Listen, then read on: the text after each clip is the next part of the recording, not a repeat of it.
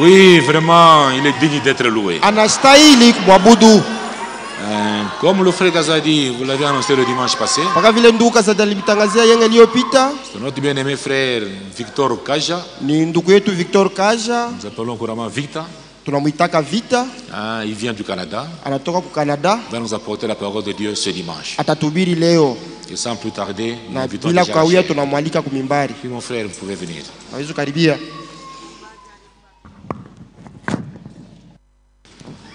Allez là-bas, jusqu'à 11h juste. Jusqu'à 11h. Ok. Merci.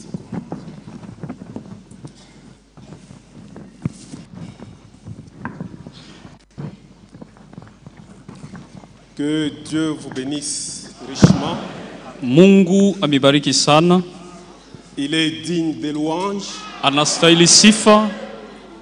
Paul dit dans Philippiens 3, Mwafilipo sura ya 3 Paulo anasema, réjouissez-vous dans le Seigneur. furahini ndani ya Bwana.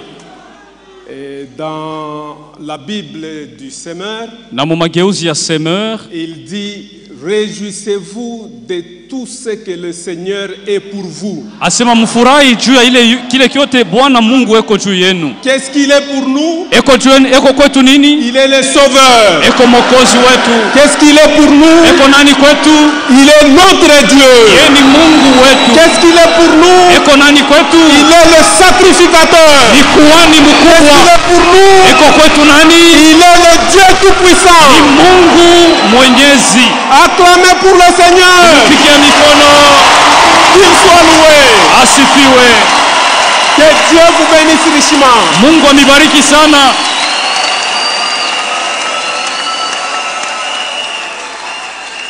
Il est digne de louange. Anastahili sifa. Je me sens dans la joie au milieu de vous. Nafurahi sana kuwa katikati yenu, Et surtout à cause de ce qu'il a fait pour nous. zaidi kwa ajili ya ile Mungu alitufanyia, À cause du sang kwa ajili ya damu de Dieu damu ya Mungu qui était en Jésus-Christ. ile ilikuwa ndani ya Yesu Kristo. Vous êtes mes frères pour Muko bandugu éternité. yangu juu ya milele. Donc c'est-à-dire aujourd'hui. Ni kusema leo, Si mon frère dans la chair kama ndugu yangu mumwili ne croit pas à la parole de Dieu, ashamini neno la Mungu, s'il meurt, c'est fini. kama anakufa kuna Mais malizika. vous, Lakini mweye, vous qui êtes là, mwe muko hapa, vous êtes mes frères et sœurs pour l'éternité. muko bandugu yangu na badada yangu juu ya Et nous lote ya remercions milele. notre Dieu pour ce qu'il a fait Na pour nous. tunapigia Mungu asante juu ya yote alitufanyia. Avant que je n'oublie, Mbele ya mimi il faut que je passe les salutations. niko namileta masalamu Le frère Moudioko, ya ndugu Mudioko, François Moudioko, ndugu François Mudioko qui est le berger là-bas, ni mchungaji kule, sa femme, mke wake notre bien-aimé frère Josué Bambi était au milieu de vous, na ndugu Josué Bambi na ye et toute l'église d'Ottawa na kanisa yote ya Ottawa vous ont salué dans le nom précieux de notre Seigneur Jésus. inatusalimia katika jina ya damani ya Bwana Yesu Kristo. J'ai parlé avec frère Bertin avant de venir, il m'a appelé, Niliongea na ndugu Bertin mbele ya mikuyu aliniita, le frère Bertin d'Atlanta. ndugu Bertin wa Atlanta, Il vous a aussi salué dans na le nom ye précieux de notre Seigneur anamisalimia Jésus katika Christ. jina la Bwana na Mwokozi Yesu Kristo. Je remercie mes bien-aimés, Na wapikia asante wapendo frère wangu, Kazadi, ndugu Kazadi, le frère Eugène, ndugu Eugene, le frère Kaka, ndugu Ekaka, de la confiance qu'ils m'ont donnée juu ya tumaini pour me bananifanyia tenir devant vous. ili nisimame mbele yenu. Nous allons faire une prédication comme il a dit, Tutahubiri et puis demain nous allons partir à Mbujimai. na kesho tutaenda Kumbujimai. J'avais perdu mon père il y a longtemps. Baba yangu alikufa kunakuwa Je miaka voudrais aller inapita. voir la famille là-bas. Napenda kwenda kuona jamaa kule. Priez pour moi, Muniombee, pour nous, mutuombee. parce qu'il y a un bien-aimé, frère Petemba François, Ndugu François Petemba il va m'accompagner là-bas. atanisindikiza kule. Voudriez-vous que j'apporte vos salutations à vos bien-aimés de l'autre côté? Unapenda nimipelekee masalamu kwa wapendo wenu kule? Sans plus tarder, nous allons nous lever pour la lecture. de la Tusimameni parole. bila kukawa juu ya kusoma neno la Mungu. Nous sommes dans Josué, Yoshua, kitabu ya Yoshua, Josué 21. Yoshua 21 au verset 45, mstari wa 45 nous allons lire la parole de Dieu. tutasoma neno la Mungu.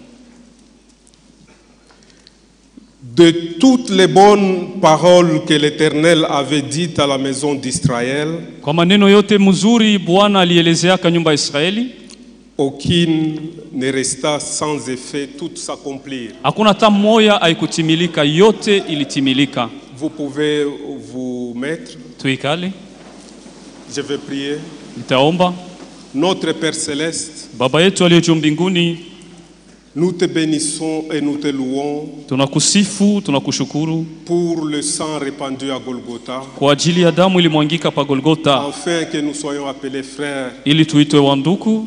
Merci infiniment Asante sana pour nous avoir rassemblés ce matin, juu ya asubuhi et unatukusanisha, non pas pour nous regarder, hapana juu mais tuangaliane, pour venir parler, écouter ta parole. lakini juu tuko tukusikie neno lako. Comme tu es déjà ici, Seigneur, Sa vile uko hapa pamoja nasi, fais que cette réunion ne puisse pas être en vain. hii mkusanyiko isikuwe ya bure. Bénis-nous, Seigneur. Utubariki Bwana, En nous bénissant, Seigneur, ukitubariki guéris, utuponye pia, console, utufariji, donne la paix, utupatie salama, donne l'amour, utupatie upendo, purifie, utusafishe, sanctifie, ututakase, donne le baptême du Saint-Esprit à ceux qui tubatize na n'en Roho ont pas. Mtakatifu kwa benye kuikosa. Sois tout pour nous ce matin, Seigneur, Uwe yote kwetu ya asubuhi, afin qu'en quittant ce lieu, ili wakati utatoka hapa nous puissions dire vraiment le Seigneur nous a parlé. tuseme kweli Bwana anasema nasi. Fais tout pour la gloire de ton Fanya nom yote juu ya utukufu wa jina lako et pour notre joie. na juu tufurahi, Au nom de ton Fils Seigneur katika Jésus-Christ. jina ya mwana wako Yesu Kristo. Bénis mes frères bien-aimés qui travaillent dans le ministère, Wabariki wa ndugu wapendwa wenye kutumika conseil de wahubiri, l'Église, shauri ya tes kanisa, enfants pour qui tu es mort à la croix. watoto wenye ulikufia kwa Nous nous msalaba, remettons entre tes mains. tunajikabidhi mikononi Au mwako nom de notre Seigneur Jésus-Christ. katika jina ya Bwana wetu Yesu Kristo. Amen. Amen. Nous venons de lire une écriture merveilleuse. Tunatoka kusoma andiko ya damani. Et la première chose sur laquelle je voudrais ou nous voudrions attirer votre attention ce matin, Na kitu moja yenye napenda kufuta angalisho yenu ya asubuhi c'est l'infaillibilité de la parole ni de Dieu. kukosa kutimilika kwa neno la Mungu. Dieu tient toujours à sa parole. Mungu anatimizaka kila mara neno lake. Alors nous voudrions fixer nos pensées ce soir sur cela Tunapenda kuweka mawazo yetu pale ya asubuhi et regarder dans cette écriture, na kuangalia muyandiko. Josué, après avoir fait le constat, Kisha Yoshua kuangalia, l'Israël a marché avec Dieu. Israeli alitembeaka pamoja na Mungu. Quand il fait le constat, Wakati Yoshua anaangalia ile mambo yote, il dit que de toutes les bonnes paroles que l'Éternel a adressées ou bien a dites à la maison d'Israël, anasema maneno yote ile Yehova aliambia nyumba ya Israeli, aucune hakuna d'entre hata elles moja ya ile maneno ne resta sans effet. ile ilibakia bila kutimilika, bila C'est-à-dire kutenda tout kazi. ce que l'Éternel a promis, Ni kusema yote ile Mungu alilaka il a accompli. aliitimiza pia, Et cela révèle la nature de notre Dieu. na ile inaonesha vile Mungu wetu eko. Sa parole ne peut pas manquer de réussir. Neno yake haiwezi kukosa kutimilika, Elle ne peut pas manquer de se produire. haiwezi kukosa kutenda. Dieu ne peut pas se tromper. Mungu hawezi kulanda, Dieu ne peut pas dire quelque chose hawezi sema kitu et il revient. kisha anarudia Ah non, c'est pas ce que je voulais asa dire. hapana, haina njoo ile nilipenda kusema. C'est pourquoi nous, étant les enfants de Dieu, Ndio kwa maana shiba toto ya Mungu nous devons être sûrs tunapasha kuwa na hakika et certains que tout ce que Dieu a dit dans sa kusema parole, maneno yote Mungu alisema c'est la vérité. ni ukweli. Moi, je peux dire des choses. Mimi naweza kusema vitu, Vous pouvez dire des choses. munaweza kusema vitu, Mais à un moment donné, lakini kisha wakati On revient sur ce qu'on a dit. tunakuwa kubibadilisha tena. Oui, parce que nous l'avons dit, nous l'avons fait au mieux de nos connaissances, Juu de nos tulivisema capacités. sawa batu na nguvu yetu na hali yetu ya kimutu. Mais Dieu est différent de nous. Lakini Mungu anachana na shi batu. Dieu n'est pas un homme. Mungu ana mutu. Dieu est infini. Mungu ana na mipaka. C'est pourquoi sa parole est éprouvée. Ndio kwa maana neno yake ni yenye Avant kupimwa. que sa parole sorte de Mbele sa ya ye bouche, kuisema c'est un produit déjà fini au ciel. inesha kupimwa kabisa kabisa. Dieu, cette parole une fois sortie, Na wakati anasema neno comme il est dit dans Ésaïe, je crois 55, vile 10, wanasema mu Isaya 55 mstari wa ne 10, peut jamais rentrer à lui neno yake haiwezi kurudia kwake sans pour autant donner l'effet pour lequel ou la mission pour laquelle Dieu l'a envoyé. bila kutimiza kazi yenye Mungu aliitumia. C'est ça la nature de notre Dieu. Ndio vile Mungu wetu eko. Regardez dans Ésaïe 14, on peut Isaya, ajouter encore une écriture. tusome Isaya 14 24.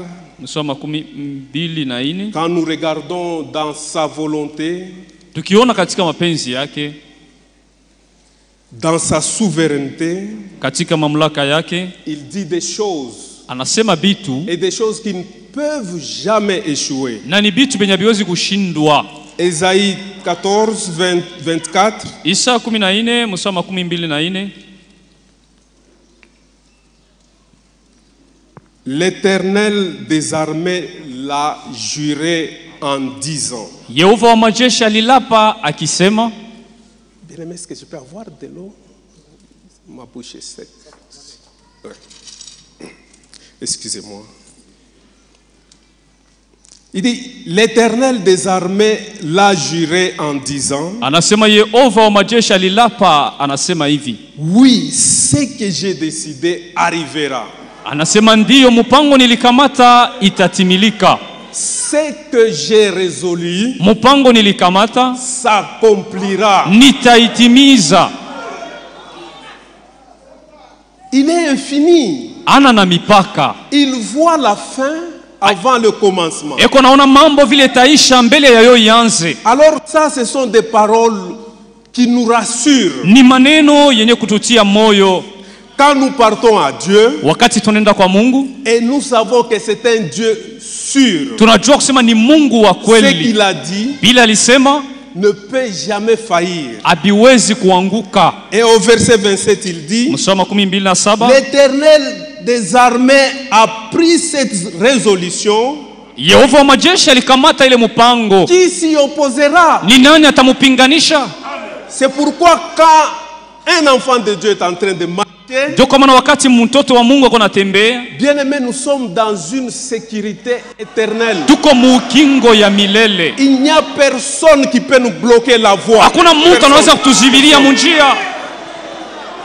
Et il faut toujours faire attention. Na tunapasha kufanya angalisho kila mara. Quand quelqu'un a Dieu, Wakati mtu yuko na Mungu, il ne faut pas les mettre les bateaux dans les roues. mushanze kumuzuiza aende mbele. Frère, ni mazembe, ça va t'écraser. Itakuponda, ça va t'écraser.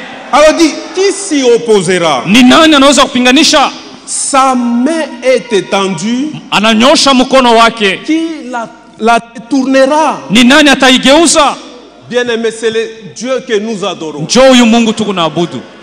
Et nous pouvons aller comme ça encore dans Ésaïe Na 43. kuko maandiko ya mingi nasema hivi mu Isaya Vous 43. allez voir que c'est comme ça que Dieu agit. Njoo vile Mungu anatendaka. C'est ça sa nature. Njoo vile eko. Alors nous devons beaucoup apprendre Tunapaswa kujifunza de sana cette nature de Dieu. hii hali asili ya Mungu, Et cela peut résoudre beaucoup de nos problèmes. na itamaliza mambo yetu ya mingi. Cela peut résoudre beaucoup de nos problèmes. Itamaliza mambo yetu ya mingi. Parce que lui n'échoue pas. Juu Mungu ashindwake, Quand il dit quelque chose, akisema kitu mais il agit. atakitimiza. Mais pourquoi vous doutez? Sasa Mungu anashakia Mais juu ya nini? pourquoi vous marchez comme les enfants d'Israël dans le désert? Kwa nini Mungu anatembea na huzuni sawa watoto wa Israeli mujangwa? Ils se sont opposés à ce que Dieu a dit. Balipinganishaka maneno ya Mais ici Mungu. nous voyons que Dieu, ce qu'il a dit, Na hapa tunaona kusema kile Mungu ne alisema peut jamais changer. hawezi Et kukibadilisha. ses promesses, Na malako yake il va toutes les accomplir. ataitimiza yote.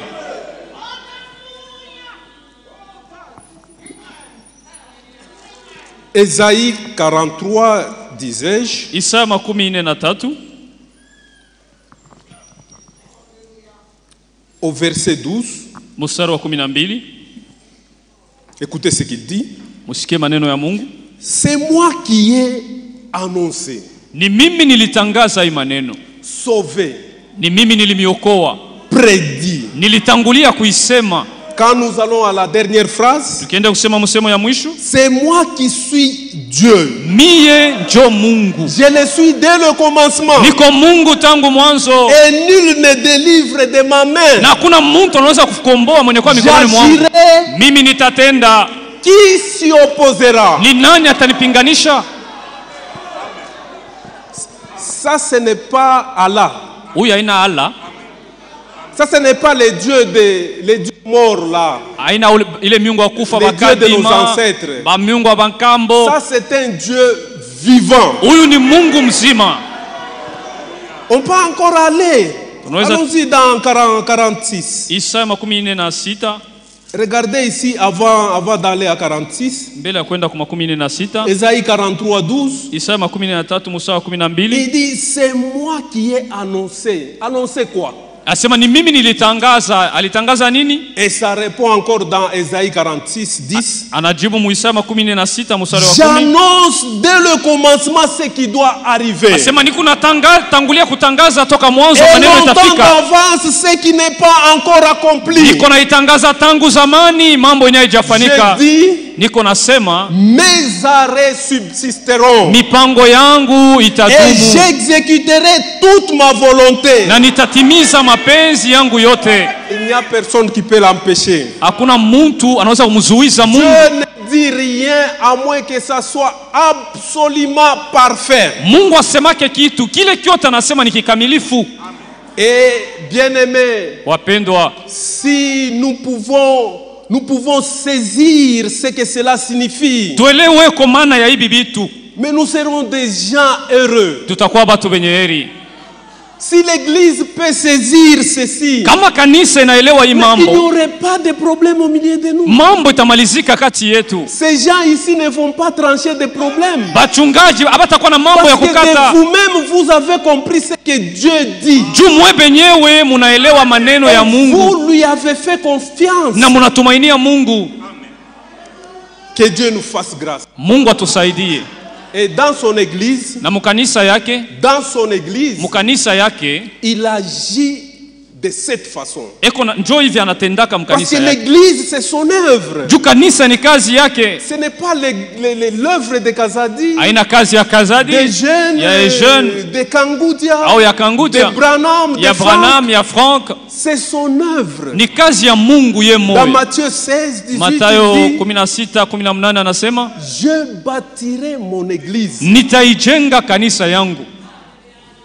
Et les portes de l'enfer, na milango ya Hadesi, de séjour des morts, milango ya Hadesi, ne prévaudront point contre elle. Haitatawala kamwe kanisa yangu. Ça c'est Dieu. Ni Mungu anasema. C'est sa parole. Ni neno lake. C'est son œuvre. Ni kazi yake. Et maintenant, avec tout ce qui se passe dans le monde, sasa na hii mambo unafanyika mdunia, Paul dit quelque part, Paulo anasema hivi fazi moja, Timothée 3, Timotheo wa kwanza sura ya 3 au ya pili, il dit il y aura, c'est un prophète, il a vu, alitabiri ye kama nabii, qu'il y aurait des temps difficiles. Asema kutakuwa nyakati ya nguvu au dernier jour. Masiku ya mwisho. Bien aimé, avant de parler, vous connaissez toutes ces choses. Munajua hivi vitu vyote.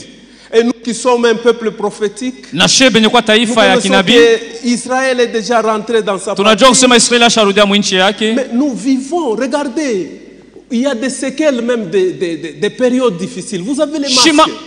Iyo tukuna mamaske wakati ku ya nguvu. Et ça c'est arrivé partout dans le monde. Na ni mambo inafanyika dunia pote, duniani yote. Les gouvernements se sont mis à genoux à cause de cette pandémie. Hii corona ilipikisha maserikali magoti. Des temps difficiles comme il n'y en a jamais. Ni mawakati ya nguvu ile ya kuyaka mdunia. Nous sommes à la fin. Tuko kumwisho. Et Dieu, na Mungu, qui est Dieu de sa parole, Mungu wa neno lake, il va achever ce qu'il a commencé. atamaliza hii kazi yake Il alianza. a commencé son église. Alianza kanisa Il yake dit, je bâtirai na anasema nitajenga mon église. kanisa langu Et les portes de séjour des na morts milango ya ne Hadese prévaudront point contre elle. haista tawala kamwe kanisa yangu. C'est pas ce que nous voyons là. Haina hivi tu kunaona. On a ensorcelé l'église. Il y a des sorciers ici. Oh, banaloka kanisa, mkanisa mko balozi. Ça c'est que l'église. Ni kanisa kanile beko naloka. Les portes, l'enfer même. Yesu anasema Hadese, Satan là avec ces démons là shetani na mampepo mchafu ne peuvent jamais toucher l'église du Seigneur. hapawezi kugusa kanisa ya Bwana Yesu. Là chez nous, moi, frère François, frère Josué, Kule kwetu mie ndugu François na Josué, à cause de la pandémie, on avait un problème de salles. tulikuwa na magumu juu ya kupata chumba ya kuombea na hii Parce corona. qu'on louait à la municipalité. Ndio tulikuwa kana ombea kule kwa municipalité, kwa commune. Ma femme nous a dit, Mke wangu akaniambia il y a une église, donc un local, une salle quelque part. huko chumba moja hivi, Je crois vous pouvez aller voir. mnaweza kwenda kuona. Parce que là-bas, il y avait une église Juu kule kulikuwa kanisa qui a fui là-bas. ilikimbia kule. L'église a dit il y a des démons là-bas. Kanisa anasema mko mampepo mchafu mwile bâtiment C'est banakimbia. manque de révélation. Sasa hii kanisa haina na Et ufunuo. nous, on a dit, on voulait sauter sur l'occasion. On dit, oui, nous, on Na peut shetu aller anasema là-bas. shetu tutaingia mumule. Parce que nous connaissons. Shetu tunajua Et nous sommes sur les promesses de Dieu. na tunaisha kusimama malako ya Mungu. Les portes des enfers Na inasema ne milango ya prévaudront Hadese point contre Gehenna, cette église-là. haista tawala ile kanisa. Les démons peuvent être ici, Mampepo mchafu inaweza mais kuja hapa. ils sont tous vaincus. Yote ni yenekwisha kushindiwa. Vaincus.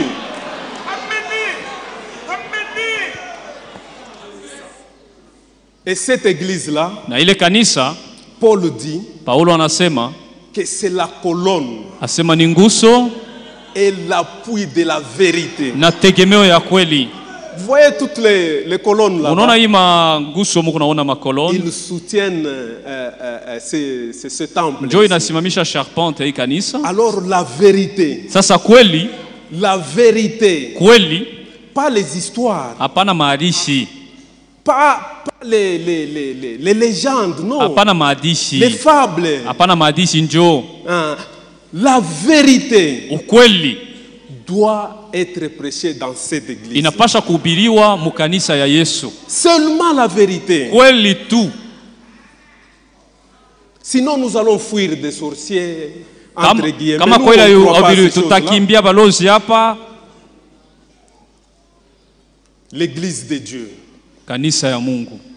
Et Dieu a mis toutes choses Na Mungu aliweka kila kitu pour que cette église-là puisse arriver, qu'il puisse l'achever à la fin.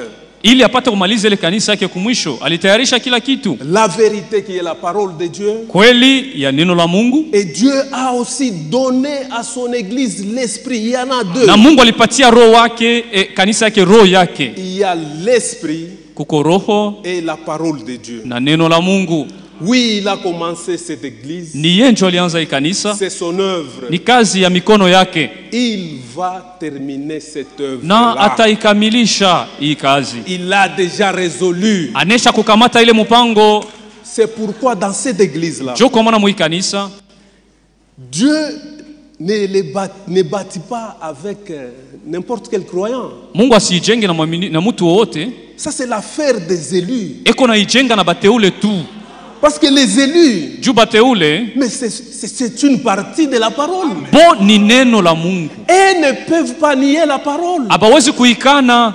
Dieu construit dans cette église. Mungu anajenga hii Il kanisa. achève dans cette église Eko na maliza kazi avec les élus que nous sommes. na bateule shie. Et il y a une instruction finale. Na kuko agizo ya mwisho. Parce que tout a été dit. Juu biote asha kubisema. Tout a été révélé. Ashafunua mambo yote. Tout a été prêché. Asha kuhubiri. Mais on est en Biote train seulement bishahubiriwa.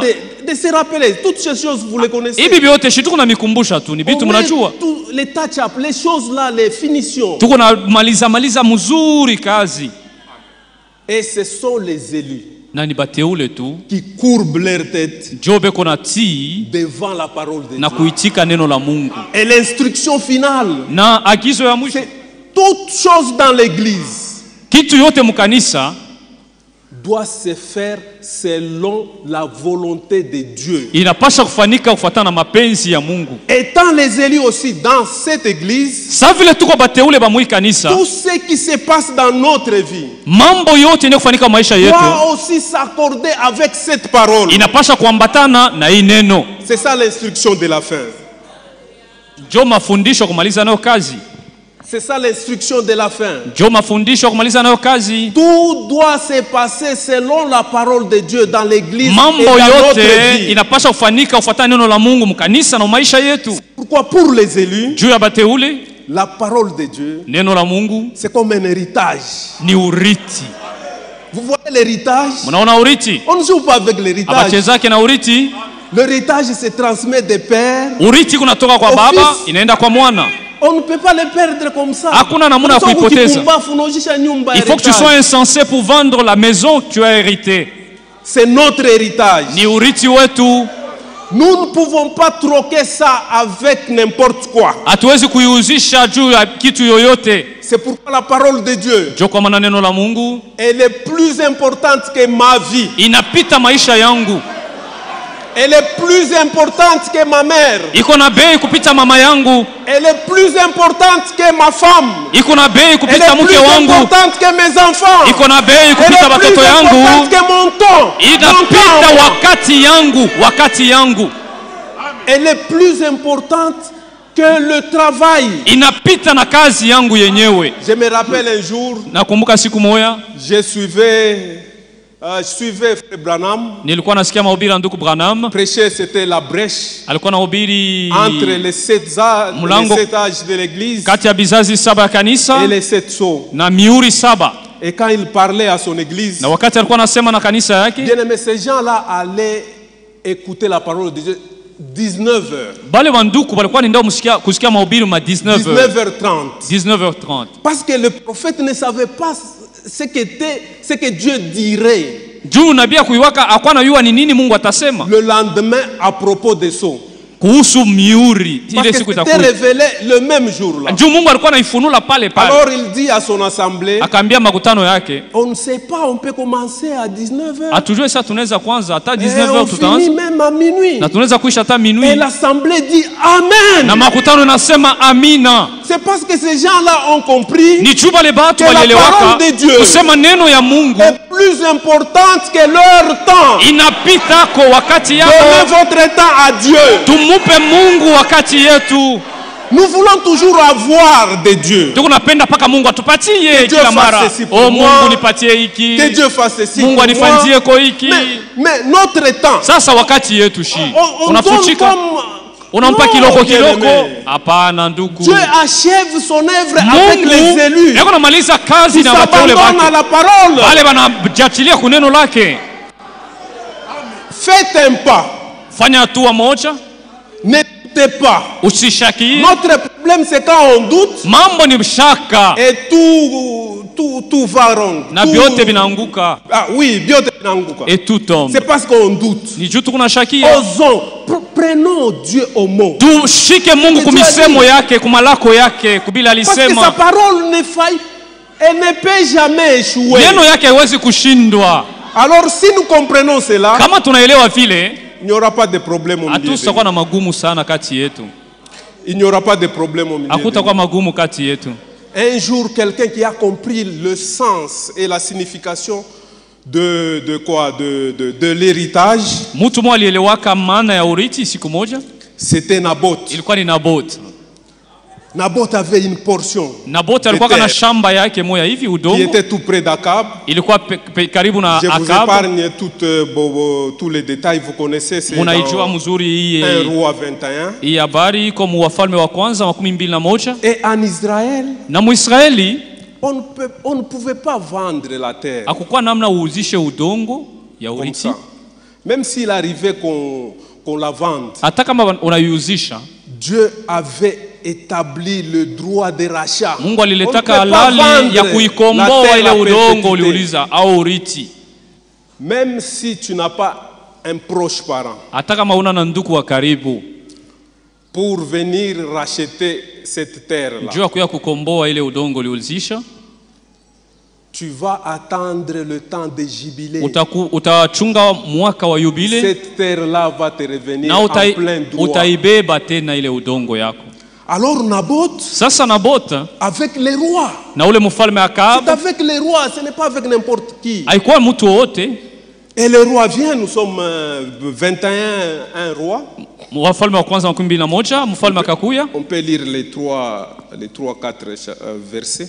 Il dit après ces choses, voici ce qui arriva. Naboth de Jezreel avait une vigne à Jezreel à côté du palais d'Akab, roi de Samarie. Kisha imambo, tazama maneno ilifika. Naboth wa Israeli alikuwa na shamba yake ya vinyu, ilikuwa kule ku Jezreel karibu na nyumba ya mfalme Akab, mfalme wa Samaria.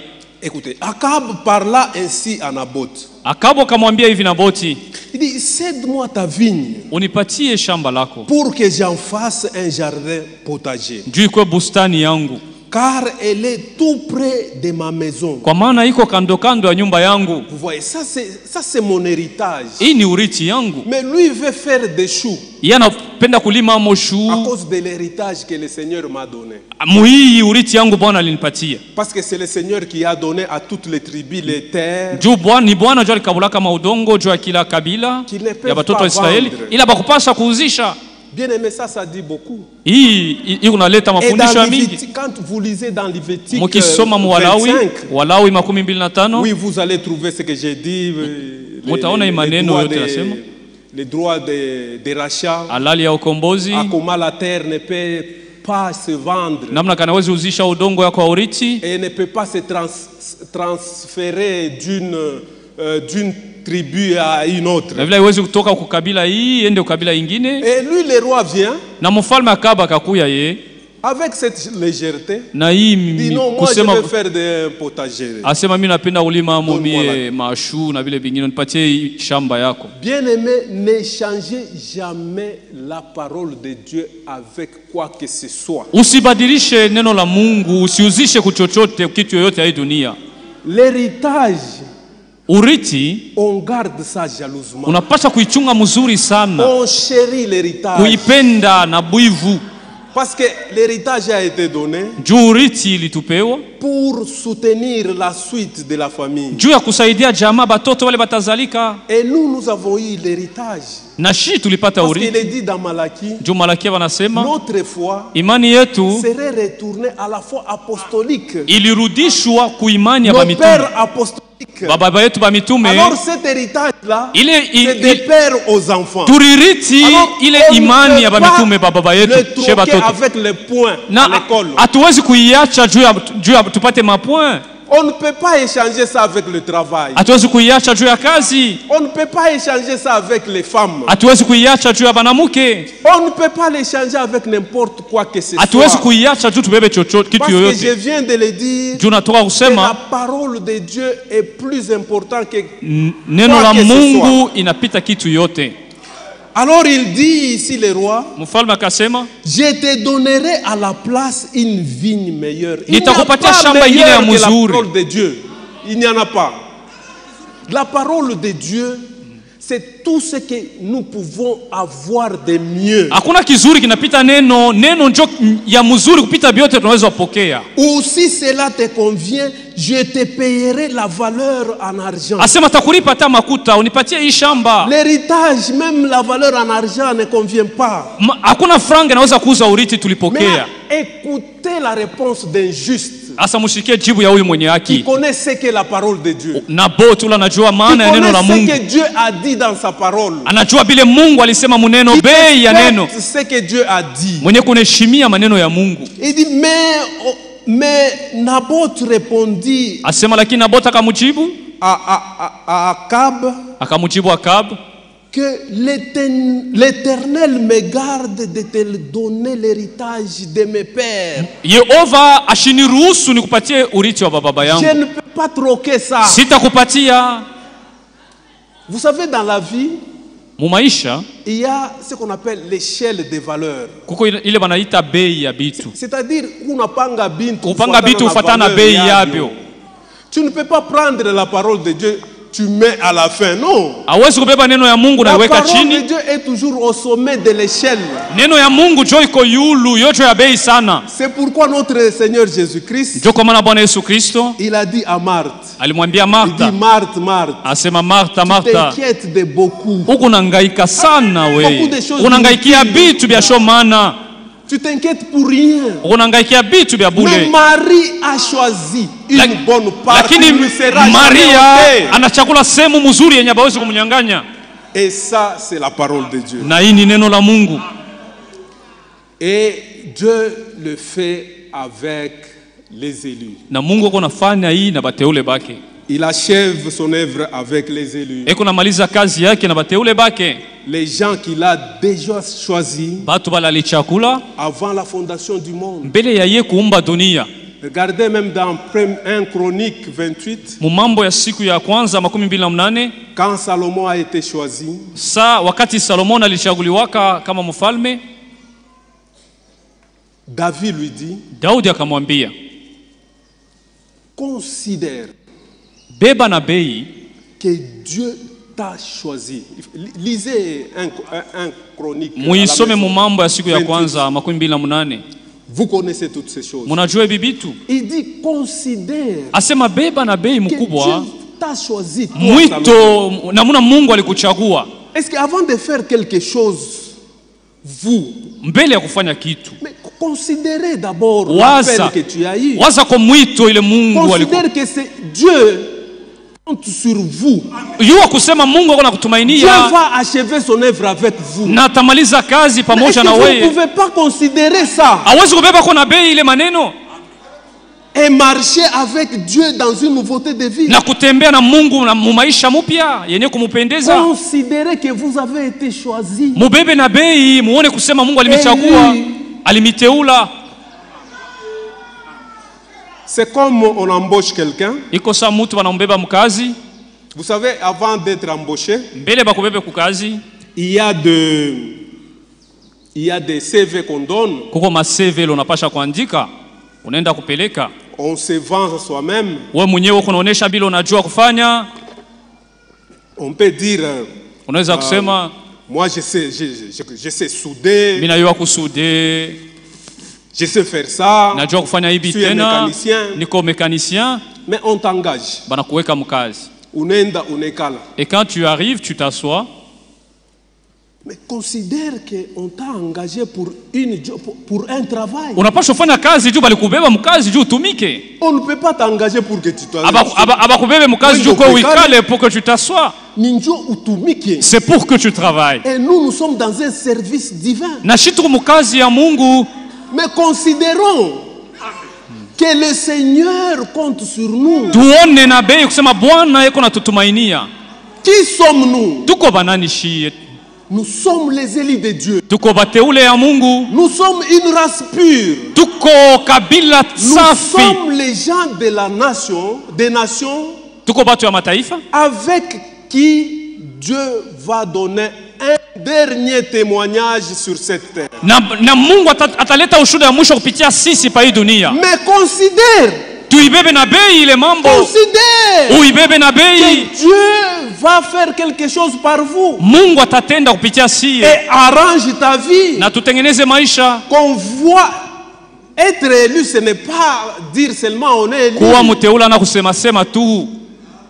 Et la chrétienté, Na Bukristo c'est pas on est chrétien, on est des élus. haina tu kusema niko Mkristo, Non, la niko mteule. chrétienté c'est une vie, Bukristo ni maisha, ni une mwenendo. manière de vivre. Ni mwenendo, ni maisha. Dieu créateur Mungu muumbaji rencontre l'homme qu'il a créé. anakutana na mtu laliumba, Et quand ils se rencontrent, na wakati wanakutana on voit l'homme Jésus. banaona hapo On Yesu, voit Jésus en vous. banaona Yesu mu maisha yako. C'est ça la chrétienté. Jobu Kristo Ce n'est bule pas seulement nous avons se révélé au ina un message. tuko na ujumbe ishafunuliwa. Non, c'est une vie. Ni maisha, mwenendo Alors, mzuri. bien-aimés, considérons Sasa tubebe na bei maneno que que Dieu nous a choisis. Mungu alituchagua. Et quelque part, Frère Branham dit, Na ndugu Branham anasema fazi moja hivi, c'est dans un jugement, la prédication, ni muhimu mahubiri, avertissement puis jugement. ukalamusho kisha hukumu. Écoutez ce qu'il dit quelque part. Musike bile ndugu Branham anasema. Il parle de ceux-là qui sont choisis de Dieu. Eko nasema juu ya bale Mungu alichagua. Il dit au paragraphe 35, Nukta yake ya 35, il dit par exemple si vous travaillez pour quelqu'un anasema kwa mfano kama unatumikia mtu et qu'il vous donne du travail dans sa ferme, anakupatia kazi mushamba yake muferme, vous ne pouvez aller vous asseoir simplement dans la grange et dire alors quoi? hawezi kwenda kuikala mule makala yake na ufanye kitu. Non, vous ne pouvez pas faire ça. Hawezi ufanya vile. On vous donne du travail, Banakupatia kazi, unaenda unekala ufanye tu kazi. vas, tu t'assois et tu ne fais rien. Il dit vous devez demander au patron. Unapasha kumuuliza shefu yako ule. Si vous ne connaissez pas, Kama ujue kia kufanya, demandez au patron. umuulize shefu yako ule alikupa kazi. Pourquoi tu m'as engagé? Vous m'avez engagé. Uliniweka mkazi juu nifaze kazi kani. Si vous ne connaissez pas Kama ujue ce que vous faites dans le royaume, kile kunafanya mufalme, il faut l'interroger. umuulize Mungu, Pourquoi tu m'as appelé? uliniitia nini? Pour que je vienne critiquer les gens ici? Ni juu niko nisemeane bibaya hapa? Pour que je vienne détruire les filles d'autrui ici? Ni kwa niharibishe watoto ya wanamke ya benyewe? Non, il ne nous a pas appelé à ça. Ashikutuite juu ya vile. Vous devez aller au patron. Unapaswa kwenda kumwona shefu yako Ce qu'il attend de vous et le faire. na umuulize kila anataka ufanye na utaenda Si kufanya vous kila anakuonesha. travaillez pour quelqu'un, Kama unatumikia mtu, cherchez à savoir quelles sont vos tâches. umuulize kazi yako ni nini. Et frère Franck, Na ndugu je Frank, crois dans le christianisme traditionnel, mukikristiani ya kumwanzo, au paragraphe 153, nukta il parle 153, des tâches. eko nasemea juu ya Il dit makazi. un élu Asema mteule est appelé à un service. anaitwa kufanya kazi, Il est appelé à une tâche. anaitwa kufanya kazi, Et il s'y consacre. na eko najitoa juu ya kufanya ile Ce n'est kazi. pas toi une tâche. Non, il prend son temps à ça. Eko na ubeba wakati C'est yake quelqu'un yote qui cherche la juu ya kufanya ile volonté de kazi. Dieu Eko tous les natafuta jours. mapenzi ya Mungu kila siku. À la fin de la journée, Mwisho wa mchana, avant d'aller au lit, mbele ya yeye kulala, il dit, en quoi j'ai été agréable à Dieu? atasema nilimpendeza Mungu kwa nini kadiri ya hii mchana, kadiri ya siku yote En mzima. quoi je lui ai été agréable? Nilimpendeza Mungu pa mambo kani? S'il y a des choses qui ne vont pas, Kama kuko vitu biendeke, mais il arrange. atabitengeneza, atatubu. Il y a comme l'alarme dans les lieux. Ndani yake mko kengele, Ce qui ne va pas, bila biendeke, mais l'alarme sonne. kengele nalia mu moyo Ça wake, le rappelle. inamkumbusha Il faut qu'il rentre. anapasha kurudia Il faut qu'il marche dans la droiture. na kutembea munamuna mzuri yenye kupendeza Mungu. Il faut vous consacrer Unapasha kujitoa à vos tâches Kuma- qui vous ont été données. kwa makazi yetu ile Mungu alipatia kila mmoja. Ce n'est pas à dire, non, il y a des petites paroles. Usema aka kaneno ni Eh, kaloko no. na hii ni ya munene. Hapana, L'élu, mteule il prend toute la parole de Dieu. yeye atabeba ni neno yote ya Tout Mungu, ce qui est parole de Dieu, neno yote ya Mungu il dit Amen. anaikubali. Il ne résiste pas à la parole de Dieu. Hawezi kukangala mbele ya neno la Mungu. C'est quelqu'un qui est attentif. Ni mtu eko makini Et ses oreilles sont aiguisées. na masikio yake iko nasikiliza mzuri. Ne prends pas n'importe quoi. Mteule atekake masikio kusikia vitu yoyote, hapana. Oh, damu shakauka, miungurumo vyote, hapana. Ula na mteule. C'est ce que Dieu a dit. Mteule yeko naitika neno ya Mungu tu Il s'y accroche na anaambatana nayo à cette parole. ile neno, Il marche avec Dieu. atatembea na Mungu Parce qu'il sait à quoi Dieu l'a appelé. juu anajua kenye Mungu alimwitia. Dans Ésaïe 50, Isaya 50, j'ai parlé de l'oreille. nilisema juu ya lisikio. Regardez Ésaïe 50 au verset 4. Mstari wa 4 Isaya 15. Il dit l'Éternel, le Anas- Seigneur m'a donné une langue exercée. Asema Mungu ananipatia ulimi yenye kusema mzuri. Pas exercée aux insultes, Hapana yenye kutukana watu na wepesi critiquer les gens, non, non. au kusemea watu vibaya, kusingiziana, Ça, hapana. ce n'est pas l'élu. Ula na mteule. Il dit, pour que je sache soutenir par la parole celui qui est abattu. Ili nipate kusaidia na neno mwenye kuwa na moyo wa kuvunjika. Vous voyagez à Kolwezi, Unasafiri kwenda Kolwezi mambo inaanza kutoka kule. et tu causes de problèmes, de troubles là-bas. Parce que tu étais là. Njoo uliendako. Parce que tu as dit ce qui ne Njoo faut pas dire. ulisema kusema kanya. Hapana. La langue de l'élu, Ulimi ya mteule elle est exercée. iko ya mwepesi. Quand elle parle, Wakati kunasema bon, ce sont des paroles de ni consolation. maneno ya kufariji watu. Quand l'élu parle, Wakati mteule kunasema ce sont des actions de grâce. ni matendo ya shukrani kunatoka Quand mkinywa. l'élu parle, Wakati mteule c'est kunasema pour louer le Seigneur. ni juu ya kusifu Quand Bwana. l'élu parle, Wakati mteule kunasema c'est pour amener la paix. ni juu ya kuleta salama. Pas séparer les gens. Hapana Non, kutenganisha ça, c'est pas watu. l'église. Ula na mteule. Il dit, il éveille chaque matin, il éveille mon oreille. Eko naamsha sikio yangu kila asubuhi. Le Seigneur, Bwana non, il éveille chaque matin, il éveille mon oreille. eko nafungula lisikio yangu kila asubuhi Pour que j'écoute comme écoutent les disciples. ili nipate kusikia kama vile wanafunzi wako nasikia. Les disciples ne résistaient pas à la parole. Wanafunzi hawakuwa nakatala neno, Les disciples marchaient avec la parole. walikuwa natembea na neno. Alors un élu Sasa mteule écoute pour être brisé. eko nasikia juu bavunje vyote bibaya ndani Il yake. écoute pour être corrigé. Eko nasikia juu Mungu anyoloshe maisha yake. Il écoute pour marcher avec Dieu dans une nouveauté de vie. Eko nasikia juu atembee Il na maisha écoute mpya na pour Mungu. être transformé. Eko nasikia juu abadilike. Il écoute pour avoir le Saint-Esprit. Eko nasikia juu apokee Roho Mtakatifu. Il n'écoute pas pour écouter. Asisikie tu juu ya kusikia. Il écoute pour plaire à son Dieu. Eko nasikia juu ya kupendeza Mungu wake.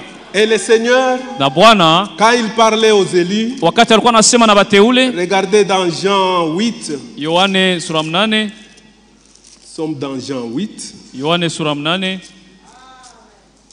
parce que lui, la parole de Dieu, Kwa maana neno la Mungu c'est sa portion.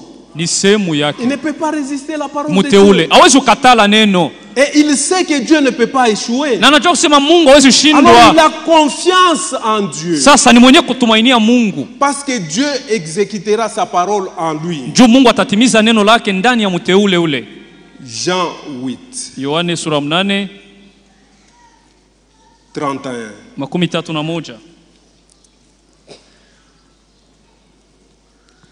Écoute ce qu'il dit. Musikie ile anasema, Et il dit aux Juifs qui avaient cru en lui. na akawaambia Wayahudi walimwaminiaka, Voyez, les Juifs avaient Wayuda déjà cru en Jésus-Christ. walimwaminiaka Yesu Kristo. Je parle de ces Juifs ici, Ni unasemea baba dont Yuda. la Bible parle ici. Aba Biblia inasemea Il hapa. dit, Anasema, si vous demeurez dans ma parole, kama munadumu muneno langu, vous êtes vraiment mes disciples. muko kweli banafunzi yangu. Le problème, c'est de demeurer dans la parole de Dieu. Mambo ni kuikala muneno la Mungu. Demeurer dans la parole de Dieu. Kuikala, kudumu muneno la Mungu. Faites ce que la parole de Dieu vous demande. Kufanya kile neno ya Mungu nakwambia ufanye. Et Dieu accomplit ou fait sa volonté là où il accomplit ses promesses. Na Mungu wakati anatimiza malako ni mapenzi yake anafanya. Dieu fait sa volonté là où il accomplit ses Mungu promesses. anafanya mapenzi yake pale anatimiza malako yake. Dieu ne peut pas faire sa volonté dans un Bemalamu, Hawezi dans kufanya un catholique, mapenzi yake mkatoliki Non. zambe malamu. ou dans un bâtiment. Non, Hapana. il fait sa volonté Eko nafanya mapenzi yake là où il accomplit ses promesses. pale eko natimiza malako yake. C'est pourquoi nous sommes un peuple privilégié. Ndio kwa maana tuko batu Nous benye heri. servons un Dieu de promesses. Tuko natumikia Mungu alitupatia Nous ne malako. marchons pas avec Dieu comme ça, non. Atutembee na Mungu sa vipofu. C'est pourquoi demandez tous ces gens-là. Ndio kwa maana muulize pale watu. Oui, vous servez Dieu. Ndio beko natumikia Mungu. Quelle promesse vous avez? Ni musingi Qu'est-ce qu'il malako a dit? alimiambia nini? Alimipa Les malako élus, kani? ce sont des porteurs de promesses. Bateule beko na malako. Regardez ici dans Actes, Matendo ya Mitume, quand la promesse a été donnée, wakati malako ililetwaka, la promesse principale, hii malako ya msingi, la promesse du Saint-Esprit. malako ya Roho Mtakatifu. Mais regardez pour comment ils ont eu cette promesse. Muone namna gani baliipokea. Acte 1, Matendo sura ya kwanza 14. mstari wa 14.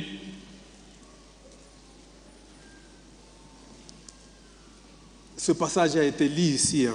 Hii andiko balisoma hapa. Oui, tout ce que j'ai dit, vous connaissez tout ça. Hivi vyote mnabijua. On se rappelle, comme Paul dit, Tuko nakumbushana vile Paulo alisema dans Philippiens 3, wa Filipo sura ya 3, il dit, je ne me lasse pas asema sichoke de vous écrire les mêmes choses. niko namiandikia kila mara maneno moja moja. Et cela est pour vous, et cela est salutaire pour Na vous. ni juu ya wokovu yenu. Au 4, il dit, acte Matendo ya 1, Mitume sura ya kwanza, comme il s'est trouvé avec eux, sura ya 4, sasa alikuwa pamoja nao, il leur recommanda de ne pas s'éloigner de Jérusalem. akawaamuru wasiende mbali na Yerusalema. Tu vois, ça c'est une recommandation. Hii ni agizo. Mais dites-moi si peut-être Matthieu ici, Sasa Matayo hapa, lui dit, ah non, yeye anasema moi je vais aller à Galilée. mimi nenda mbele ku Galilea mie. Moi je vais aller attendre à Mimi Galilée. nenda kumchungia ku Galilaya. Je ne pense pas qu'il aurait eu le Saint-Esprit. Akupasha kupokea Roho Mtakatifu.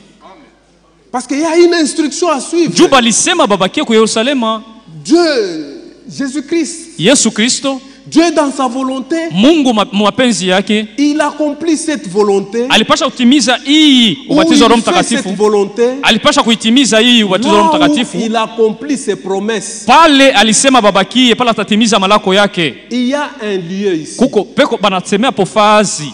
Il y a une adresse. Fazi anwani pa Il Yerusalema. faut que tu sois trouvé à cette adresse Bakukute pale pa Yerusalema pour avoir le Saint-Esprit. juu pokee Roho Mtakatifu. Mais si tu dis, ah non, moi j'ai marché avec Sema Jésus-Christ. nishatembea na J'ai Yesu même chassé les Kristo, démons. nifukuzana mapepo mchafu. Ok, moi je pars à Hébron. Mimi nenda ku Hebroni kwanza mie. Mais tu n'auras pas le Saint-Esprit. Utapata Roho Mtakatifu Parce que tu n'as pas respecté la juu recommandation. aukubakia pa Yerusalema. Donc il faut rester Unapasha ubakia là où la promesse de Dieu s'accomplit. pale Mungu atatimizia malako yake. Mais d'attendre ce que le Père avait promis, ce que je vous ai annoncé, leur dit-il. Mubakie mu Yerusalema na mupate kuchunga malako ya Baba yenye nilimitangazia. Quand ils ont attendu, Wakati balichunga à l'adresse donnée, ku Yerusalema kule Yesu alibambiaka, au temps convenu par le Seigneur, pale wakati ilienea, le Saint-Esprit est descendu là. Bwana alibabatiza Roho Là Mtakatifu. Alipale pa Mais si toi tu Yerusalema. dis non, je suis à côté, l'adresse suivante, Wasa mimi nenda pa fazi ingine, tu n'auras pas le Saint-Esprit. hautapokea Roho Mtakatifu. C'est pourquoi nous devons être trouvés dans la volonté de Dieu. Ndio kwa maana batukute mapenzi ya Mungu. Ce n'est pas seulement message. Haina tu kusema message. ujumbe. Non. Le temps est fini pour message. Wakati ya kusema sema inamalizika. Nous voulons maintenant marcher dans la vérité. Tunapenda tuishi hii kweli hii, Comme tuiishi. Pierre dit, Vile Petro anasema, Pierre, je crois, Jean, Oh, il dit, je Yohane. n'ai plus de grande joie. Je n'ai pas une grande joie que de voir que mes enfants marchent dans la vérité. asema niko na furaha ya mingi wakati naona batoto yangu wao wanatembea katika kweli. Et quand vous marchez dans la vérité, Na wakati munatembea mu ukweli, vous demeurez dans cette parole. munadumu mu neno Et vous croyez à toute parole. na munaamini neno yote ya Mungu. Vous êtes obéissant à cette parole. Muko natii ile neno yote. On prêche une parole, Banahubiri tu neno, dis Amen, unasema amina, elle reste là. inabakia mu moyo wako. On prêche une parole, Banahubiri neno ingine, vous dites Amen, unasema amina, elle reste là. inaingia mumoyo wako Jusqu'à ce que l'inspecteur vienne, mpaka na pale mwangazi Il atakuya regarde. anaangalia, tu es plein de la parole. anasema unayala neno Il ndani yako, prend maintenant le sceau, anabeba muhuri wa Roho il Mtakatifu, te scelle, anakuchapa et c'est là jusqu'à sa venue. na mpaka kurudia kwake. On ne peut pas sceller quelqu'un qui n'a pas de parole en lui. Hawezi kuchapa muhuri wa Roho No, Mtakatifu wapate mtu lana sema. na neno ndani yake, Sceller, hapana. c'est approuver que tout est OK à l'intérieur. Muhuri ni kuitikia kusema vyote viko sawa ndani. C'est pourquoi maintenant nous devons marcher dans cette vérité Ndio kwa maana tutembee mui kweli et faire la parole de Dieu. na tuishi neno ya Mungu, Écoutez ce que l'Esprit dit à l'église. tusikie kile Roho eko naelezea kanisa. C'est ça l'élu. Njo muteule, L'élu ne doute pas. muteule ashaki yake, L'élu n'est pas dans les discussions. muteule abishanake pa neno ya Mungu. L'élu dit amen à toute la parole. Muteule anaitika neno yote ya Mungu. L'Esprit de Dieu, la semaine prochaine ici chez vous, Juma iliyopita Roho wa Mungu a parlé de toutes ces choses. alisemea hivi vitu vyote. Mais allons voir dans l'Apocalypse. Tuone kwanza Mufunuo. Je voudrais relever quelque chose. Napenda kumionyesha kitu moja. On a presque lu tous les âges Tusasoma kadiri bizazi yote, par notre bien-aimé. ndugu yetu alisoma yote. Mais regardez ici Muone hapa comment l'élu se comporte. namna gani mteule anapasha kuishi. Nous sommes dans l'Apocalypse. On va prendre seulement un âge. Tubebe kizazi moja tu, Et cela s'applique à tous les âges. na bizazi yote inapasha kutenda vile. Regarde comme dans l'âge d'Éphèse ici, Tubebe kizazi ya Efeso, Apocalypse 2:1. Ufunuo sura ya pili mstari wa Il dit kwanza, écrit à l'ange de l'église d'Éphèse. asema andikia malaika wa kanisa ya Efeso. Le message est adressé à l'ange. Ujumbe inaelekea malaika, C'est l'ange qui est le messager. malaika ndio mjumbe. Mais à la fin du chapitre, Kumwisho ya hii sura ou à la fin de l'adresse de notre Seigneur, au kumwisho ya hii barua ya ujumbe au ya verset 7, il est dit mstari wa 7 nasema que celui qui a des oreilles entende ce que l'Esprit dit aux églises. mwenye kuwa na masikio asikie kile Roho iko naelezea makanisa. Alors les élus, Bateule et c'est ce que l'Esprit dit. beko natika sikio ku maneno ku ile Roho iko naambia ku makanisa. Et ne donne pas l'oreille à des histoires. Abatekaki masikio ku mahadisi, L'élu vitu ya ovyo. véritable, Mteule wa kweli c'est un vainqueur. ni mshindaji, Mais c'est le groupe de vainqueurs. ni kundi ya Parce washindaji. que cette adresse Juu hii ujumbe est au vainqueur. inaelekea Il dit washindaji. à celui qui vaincra, Ule atakayeshinda je donnerai à manger de l'arbre de vie. atakula kumuti wa uzima. À celui qui vaincra. Ule atakayeshinda, Les élus, ce wateule sont des vainqueurs ni washindaji de cet âge-là. ba hii kizazi, ile Comme nous kizazi sommes dans l'âge Laodicée. de Laodicée, vile tuko mukizazi ya Laodikia, c'est la fin. ni kizazi ya Et mwisho. les élus ici, Bateule ba mwi ce kizazi sont la troupe de vainqueurs. ni kundi ya bashindaji ba mwi kizazi. Ils écoutent ce que l'Esprit dit. Beko à l'église. nasikia maneno Roho iko naambia kanisa. Est-ce que vous m'écoutez très bien? Mko nasikia? C'est seulement ce que l'Esprit dit. Ni paka ile Roho anaambia makanisa. Est-ce que l'Esprit a arrêté de parler en 1965? Je, Roho aliachaka kusema toka L'Esprit est 1965? arrêté avec Frère Franck? Est-ce alisimama aliacha mambo Même kusema pa ndugu aujourd'hui, Frank? ce matin, Hata hii asubuhi l'Esprit est en train de dire quelque chose. Roho Mtakatifu eko natuambia kitu moja hivi, shika kanisa. Et les élus s'inclinent. Na bateule banaitika Ils disent na kusikia, amen banasema à toute la amina parole. kuneno yote ya Mungu, Parce que Dieu va achever avec eux l'œuvre kwa qu'il a maana commencée. Mungu atamaliza kazi pamoja nabo. Ce sont des gens spéciaux. Ni batu ba upekee banachana na bengine, Ils peuvent être drôles. ni batu bamwa bakigeni mbele ya batu ya dunia. Aujourd'hui, Leo hii nous avons les conditions de l'âge. tuko naona hali hii kizazi iko Les élus, bateule ils doivent vaincre les conditions de l'âge. banapasha kushinda hali mubaya ya hii kizazi. Et Frère Branham, Na ndugu comme Branham, l'Esprit parle de la même façon. Sa vile roho kunasema munamuna moja moja. Regardez ici au milieu de vous, on a parlé les choses de Mwone porno, de regarder. Basha kusema mambo ya des choses kuacha kuangalia sales dans le mapornografi, kwa mapicha ya buchafu. Mais le mois passé, Hii mwezi ilipita. le serviteur de Dieu a aussi parlé sur ça. Ndugu Frank naye alisemea pa hii mambo. Ne voyez-vous pas que quelque chose est en train de se Amone dessiner? kusema kuko mambo moyo kwa karibu Ne kufanika. voyez-vous pas que Dieu veut que nous puissions atteindre un niveau de Amone kusema Mungu anapenda tufikie pa fazi mwa pale il kutupeleka. compte sur nous. Kwa maana anatutumainia Il doit achever na son anapasha kumaliza kazi Personne yake. ne peut s'y opposer. Hakuna mtu anaweza kumusimamisha, kumuzuiza. Et quelque part, frère Franck pouvait le dire aussi. Na ndugu Frank alisema fazi moja tena, Je crois peut-être l'impact de la révélation. upana ya ufunuo, matukio. Il dit les élus là, Anasema bateule lors de l'achèvement, wakati wa kumaliza wakazi, ces élus là, bale bateule avec leur liberté, na uhuru yabo ils accompliront la parole de Dieu. batatimizaka neno La la volonté Mungu, de Dieu. mapenzi ya Mungu. Abata basukuma Ils n'y seront pas contraints, libre batakuwa na uhuru kipendaro yabo. de leur, ils le feront étant libres.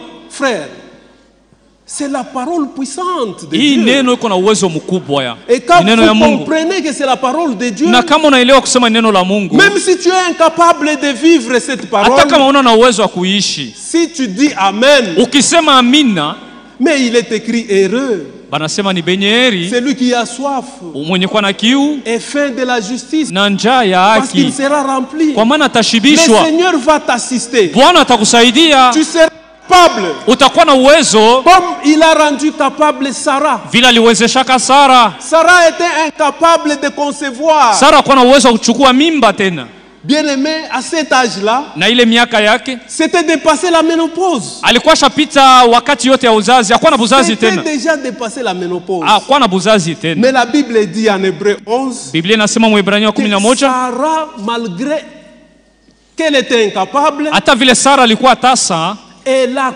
cru à la fidélité de celui qui peut tout. aliamini kusema Mungu ni mwaminifu na anaweza yote.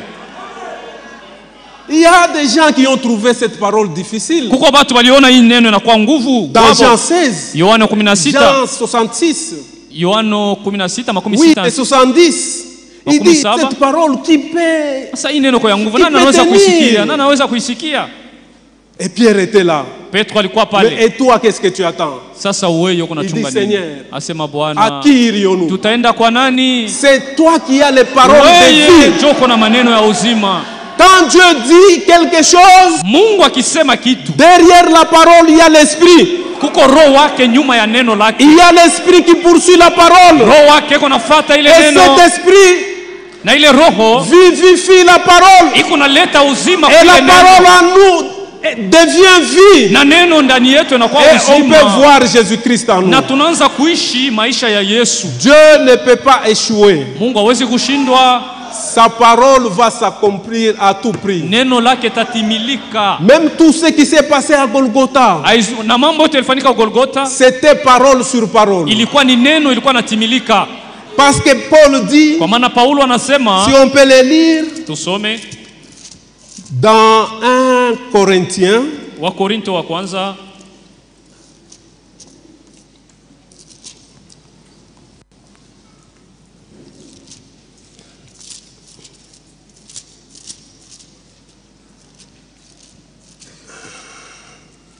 1 Corinthiens 15, Wakorinto wa kwanza 15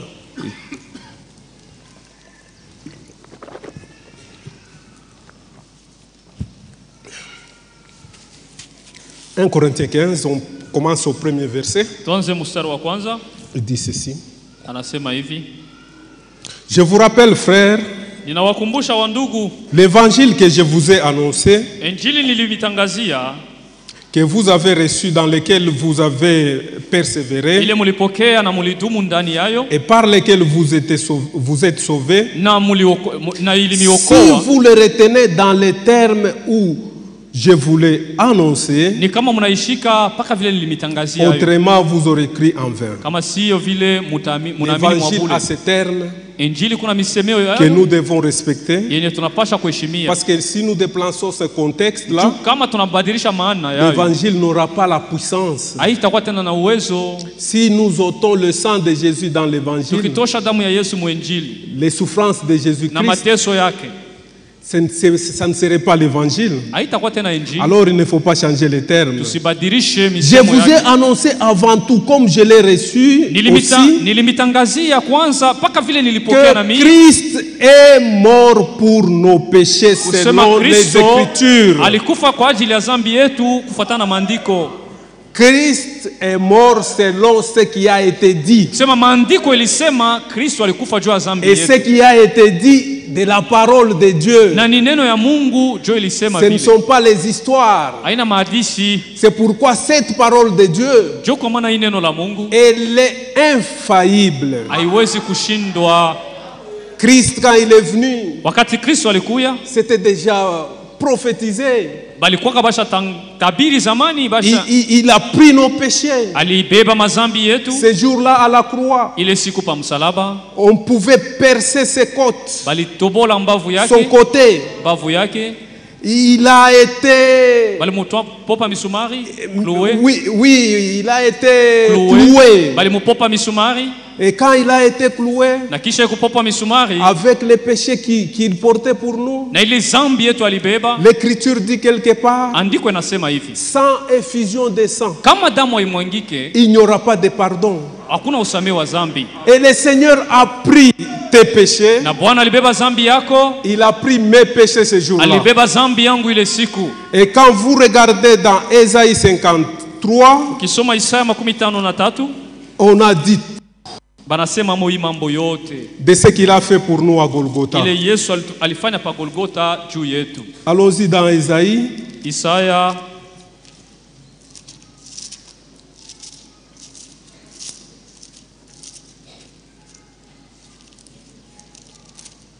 53, Isaya 53 au verset 3, on peut commencer là-bas. tuanze kumstari wa 3. Écoutez les souffrances de notre Seigneur Jésus-Christ Mshike mateso ya Bwana wetu Yesu à Kristo cause de toi et moi. kwa ajili yako, kwa ajili yangu. Méprisé et abandonné des hommes, Alizarauliwa na homme kuachiliwa de na douleur et watu, habitué à la souffrance, mtu wa mateso, semblable à maumivu celui mwenye dont kuzogelea mateso, on détourne le visage. na hakuna mtu mwenye aliweza Nous l'avons kumwangalia. dédaigné, Tulimdharau nous n'avons fait de lui aucun cas. na tukumshtuka, Cependant, ce sont nos souffrances qu'il a portées. japo alibeba mateso C'est de nos yetu, douleurs qu'il s'est chargé. alibeba maumivu yetu, Et nous l'avons considéré comme puni, na tulimuona kusema ni mwenye frappé de Dieu kuapizwa et humilié. na kuapizwa na Mungu na Mais il était kufedheheshwa, blessé pour nos péchés, lakini aliumizwa juu ya dhambi brisé yetu pour nos iniquités. na kuumizwa juu ya Le maovu châtiment qui yetu. nous donne la paix est tombé sur lui. Mapigo na vidonda ili kupatia Et salama c'est ile. par ces meurtrissures que nous sommes guéris. Na kulikuwa mipigo Nous na étions vidonda yake errants comme des tukapona. brebis. Tulikuwa na wayawaya kama Chacun kondoo. suivait son propre Kila voie. mtu alikuwa anafuata Et njia yake. l'Éternel a fait retomber sur lui l'iniquité de nous tous. Na Yehova akamutwika maovu yetu yote yeye. Ces jours-là à la croix, Ile siku pa msalaba, pendant qu'on était en train de persécuter notre Sauveur, wakati walikuwa na mteso wa Mwokozi wetu, le sang coulait, damu yake ilimwangika, la sueur.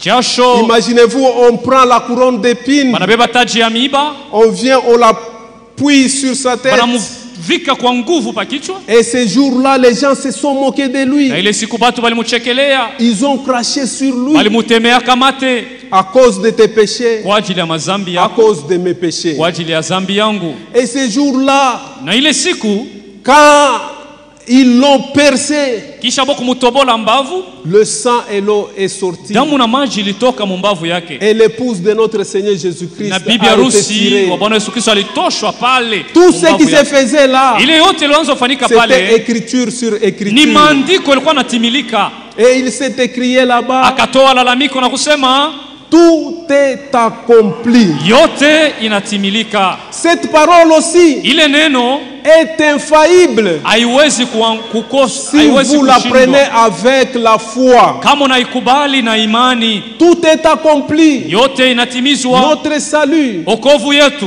tout ce dont nous avons besoin yote vile tunahitaji pour marcher avec notre juu Seigneur tutembee pamoja na Bwana wetu, était accompli ce jour-là. alivitimizaka pa msalaba ile siku. Et aujourd'hui, Na leo nous devons considérer tunapasha kubeba na que bei Golgotha, c'est une affaire, na notre kuona affaire. Golgotha ni mambo yetu. S'il y a des gens Kama kuko batu qui connaissent mieux Golgotha, wale banajua mzuri mambo ya Golgotha, c'est vous et ni moi. wewe na mie. Et ce jour-là, Na ile siku pa Golgotha, bien aimé, le péché, c'est une chose horrible. zambi ni kitu mubaya sana. Regardez comment on a traité notre Seigneur Muone Jésus-Christ. namuna balimuteswa Bwana wetu Yesu Kristo, Les crachats partout, walimutemea du bikozi, sang mêlé. damu inachangana na À la bikozi, sueur. inachangana na jasho. Et ce jour-là, Na ile siku de midi à 15 heures, tangu midi mpaka saa 3 magharibi, bien aimé, le soleil jua n'a pas pu accepter haikukubali de fixer le regard sur le Créateur. kumwangazia muumbaji wayo. La lune, Mwezi c'était noir partout. ikazimika. Tous les éléments de la terre Vyote vyote vya dunia ont maumbile reconnu que le Fils de Dieu était ilitambuaka mort. kusema mwana wa Mungu anakufa pa Et quand msalaba. il a poussé les cris, Na salitoaka que tout lalamiko est accompli, yote natimilikwa, il a expiré là-bas. akatoa Et roho toute la création na maumbile yote a reconnu ikatambua que le Fils de Dieu était mort. kusema mwana wa Mungu anakufa pa msalaba. Même quelques soldats là-bas, Hata baskari balikuwa ils ont pale témoigné. balishuhudia, Ils ont asema véritablement, kweli kweli il était le Fils de huyu Dieu. ni mwana wa Mungu. Tout le monde a reconnu. Watu wote Mais walitambua, les croyants aujourd'hui lakini baminifu doivent leo aussi reconnaître. anapasha nabo Reconnaître. kutambua Écoutez, Golgotha, Golgotha. il y a une vie après Golgotha. Kuko uzima kisha Golgotha, Et il y a une vie avant Golgotha. kuko uzima. Ne faites pas comme ce que Mbele j'ai ya Golgotha. entendu. Ne faites pas comme ce que j'ai entendu. Musifanye sabi tu Que nilisikia lors de l'indépendance, wakati wa independence, certains Belges disaient, baskari ba Belge walisemaka avant vile l'indépendance tunaanza kumifanya mbele ya uhuru yenu est égal après ndio vile l'indépendance. tutamifanya kisha mwe kwa uhuru. C'est-à-dire vous n'êtes pas Ni libre. kusema muna uhuru, Mais nous, après Golgotha, lakini kisha Golgotha le Seigneur nous a pardonné. Bwana alitusamehe. Après Golgotha, Kisha Golgotha, quand vous êtes pardonné, wakati unasamehewa il ne vous a pas laissé comme ça, akukwacha hivi, mais il vous a libéré. Vous na étiez esclave des péchés. butumwa bunamalizika. Et après Golgotha, Kisha Golgotha, quand il a dit tout est accompli, wakati alitimiza il mambo vous a yote, libéré. alitufungua Et quand il mbutumwa, vous a na libéré, kisha tutufungua mbutumwa, il vous a donné le cœur nouveau. alitupatia mioyo mupya. On verra comment vous allez maintenant pécher. Tuone namna gani utafanya zambi tena na Parce que moyo c'est une mupya, nouvelle alliance. kwa maana ni agano mupya. Quand vous lisez dans 1 Corinthiens 11, 23, quelque Ukisema wa part, Korinto wa kwanza sura 11 nous makumi n'avons na pas tatu, le temps. hatuna wakati wa Vous kuisoma. allez voir que lui est venu avec la nouvelle alliance par son sang. Utaona kusema Bwana alikuwa na agano mupya Dans kupitia cette damu yake. nouvelle alliance, Na hii agano mupya lui, il nous a pardonné. alitusamehe. Dans cette nouvelle alliance, Hii agano mupya par son sang, il nous a délivrés. alitufungua Et nous kupitia damu sommes devenus yake, libres. na tuko huru Nous sasa. avons changé de maître. Tunatoka mubutumwa On wa était shetani, esclaves des péchés tulikuwa avant. watumwa wa dhambi zamani. Mais quand nous avons crié, Kisha kumwamini nous Yesu devenons esclaves du Seigneur. tunakuwa batumwa ya Yesu Et Kristo, nous faisons ce que lui nous demande de na faire. tuko nafanya mapenzi Et yake. ce jour-là, Na ile siku il est allé même dans le séjour des kaenda morts. na mufazi yenye ya bafu. Quand il était mort là, Wakati le alikufa corps était là, mwili ilikuwa pa mais msalaba juu, l'esprit était descendu aux lakini roho enfers. ilishukaka mufazi, mulikuwa bafu, Et là, aux na enfers, mule mulikuwa bafu. Satan était là avec les corps, Shetani alikuwa mule na mais les petits démons là-bas, tumampepo mchafu yake tule, ils ont vu quelqu'un qui vient. bakaona mtu mwana atoke, Et les démons regardent. mampepo mchafu inaangalia, Ils ont couru à Golgotha là-bas. pia banenda mbele Ils disent, kugolgota toi tu es ici, asema wewe huku mais il est là-bas. Il dit wow, ayeko kule il est rentré là-bas. Yesu Il ashakutukulia kule donne ici la clé. akakuya zaleta Quelle fungulo La gani clé de la mort fungulo ya lufu et de ces jours de na ya mort. kazi ya bafu À partir de ces jours-là, na tangu ile quand vous siku lisez dans Apocalypse, ukisoma il Ufunuo dit je suis le premier anasema niko wa kwanza et le dernier. niko wa mwisho J'étais mort. nilikufa Maintenant je suis na sasa vivant hivi niko des mzima siècles et des siècles. milele na Et milele je tiens les clés de ces jours de mort. ya fazi ya bafu C'est pourquoi nous, ndio kwa maana siye dans le Seigneur, ndani ya Bwana nous ne craignons pas la mort. hatuogopake lufu Parce que le thème kwa maana principal, tungo ya msingi c'est le retour du ni Seigneur. kurudi kwa Bwana. Alors j'ai dit, Nasema sasa même si je meurs, hata kama nakufa je meurs dans le Seigneur. nakufa ndani ya Quand il Bwana viendra ce wakati jour-là, atarudia ile siku à un cri, kwa lalamiko commandement. moja, lalamiko ya les morts en Christ, wafu katika Kristo ressusciteront watafufuliwa premièrement. kwanza kwa Et mauti nous les vivants, na sheba zima nous serons transformés. miili yetu Et tous en itabadilishwa un clin d'œil. shebote kwa Nous kufunga serons kwa partis. jicho tutanyanyuliwa. Quelle gloire, Utukufu gani, quelle joie furaha de gani savoir que tout ce qu'il ya a kujua dit kusema vile vyote alisema était accompli à Golgotha. alivitimizaka pa Golgotha. Et là, Na pale dans les régions ule inférieures, mfazi ya chini il est pale allé ambapo voir alienda même kuona ceux qui étaient morts dans la foi. hata wale walikufaka katika Abraham, imani, Ibrahimu, Meshach Meshach, et les autres. Shadrach et Et les quand il est autres. entré, qu'il Na était entré na là, wakati aliingia mule Abraham le regarde. Ibrahimu Il akamwangalia chérit. asema mpendwa C'est Sara, celui qui était venu à Mamré. huyu alikuyaka mumamre. Et quand Job regarde, Na Yobu il salimwangalia dit c'est de qui? asema njoo J'ai dit huyu, que mon rédempteur est nilisema hata vivant. mkombozi wangu ni Et il va mzima, se tenir au dernier jour. atasimamaka kusiku ya mwisho. Et Daniel regarde. Danieli akaangalia Il dit voici asema les cailloux. tazameni ule Voici jiwe, la pierre tazameni jiwe qui s'était détachée kutokaka sans aucun secours msaada humain. ya mkono wa mutu. Et Meshach, Meshaki Abednego anaangalia, et Abednego na l'autre, il Shadraka regarde. Il wanaangalia, dit c'est la quatrième anasema personne. ule mtu wa ine.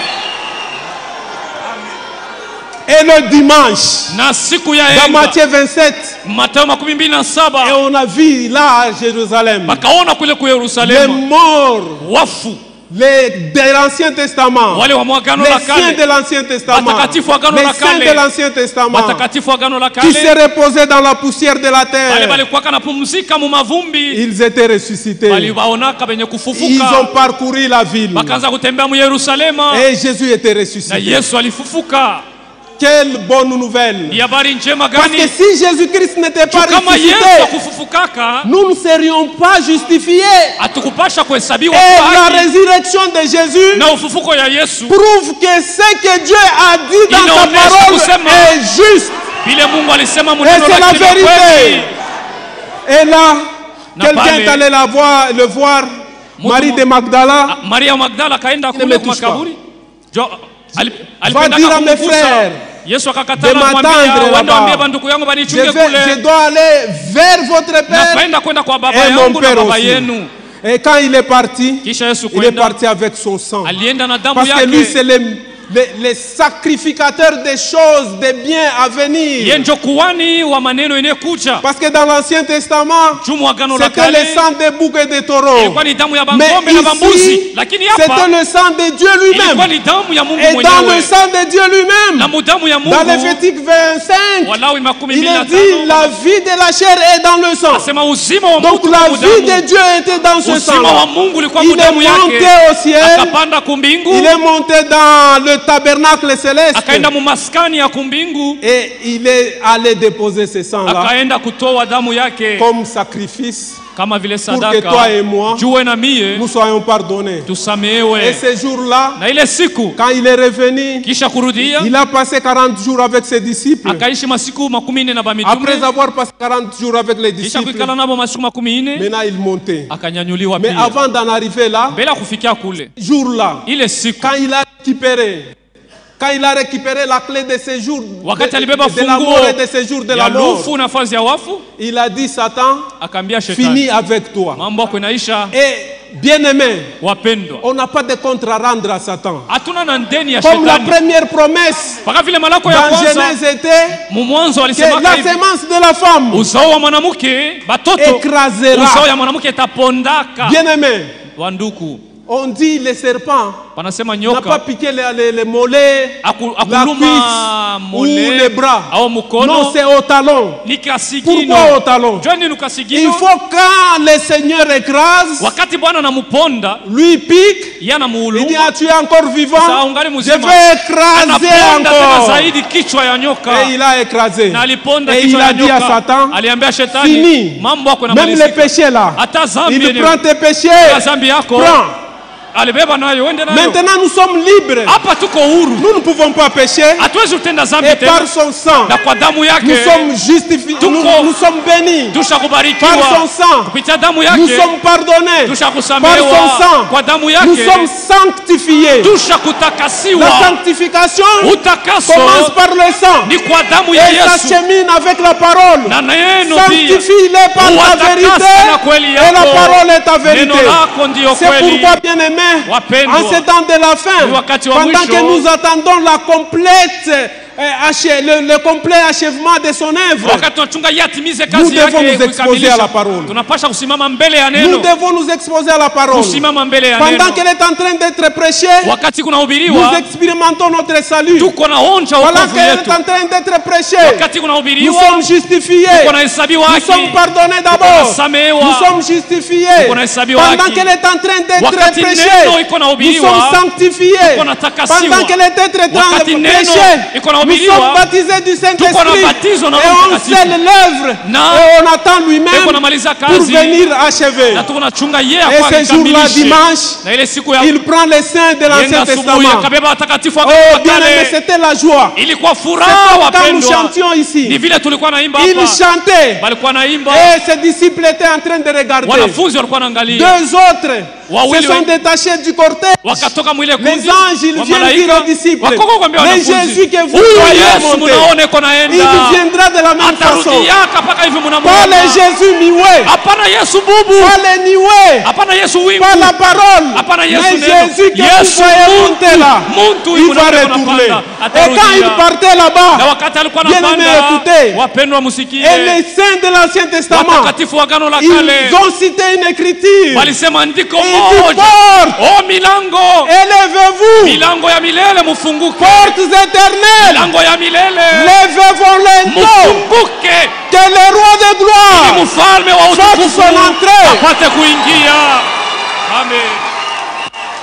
Et les Na anges, bamalaika, les anges n'étaient pas habitués bamalaika bakusomele yake au cri kusemeo, des hommes. abakusomele Alors ils disent, bakauliza sasa, qui est ce ni roi de nani gloire? ule mfalme wa Il utukufu? dit l'éternel Asema fort Yehova wa et nguvu puissant dans le na combat. shujaa katika vita. Et là, Na pale comme il tâtonnait encore, sa vile boa bakuwa naelewa les mzuri, saints ont répété l'écriture. watakatifu wakasema Il tena, dit, porte, milango, élevez vos linteaux, milango mufunguke, portes éternelles, milango ya milele élevez vos linteaux, mufunguke, que le roi des rois, le ili roi de mfalme gloire, wa utukufu fasse son entrée. apate kuingia. Cette fois-ci-là, Hapa sasa ils ont appuyé sur le bouton. kavinya pa buto, Le Chilobo a traversé les dos. Lobo anatambuka na kaingia mumbingu, Il est revenu puissant vainqueur. akaingia na utukufu Eh bien, mais là, mkubwa na ushindi, Il a laissé les saints quelque part. akaacha watakatifu Et il mparadiso, est parti encore loin, akaenda tena mbali zaidi, Loin. mbali zaidi, là où David dit, kule Daudi anasema dans Psaume 110, Mzaburi 110, la parole de l'Éternel à mon Seigneur.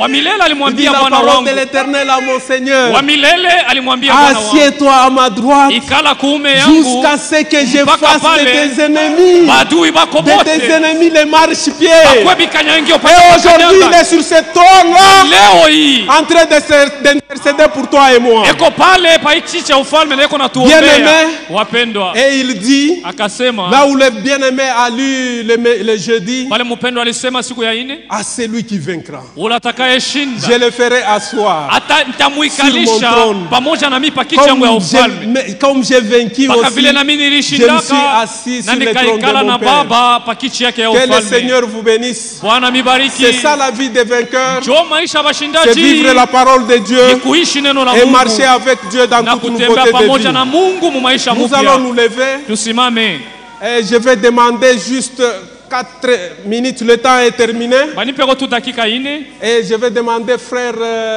Dominique, Dominique, viens mon cher. ndugu Dominique kuya. Nous allons exprimer notre joie Tutaonesha furaha yetu de ce que lui est pour nous. juu ya kile Mungu eko Et kutu nous allons yetu, chanter. na tutaimba Et je vais appeler l'ancien pour venir clôturer. na muzee atakuwa juu ya kumaliza. Sangalale. Watume sangalale, Sangalale. furahini, furahini.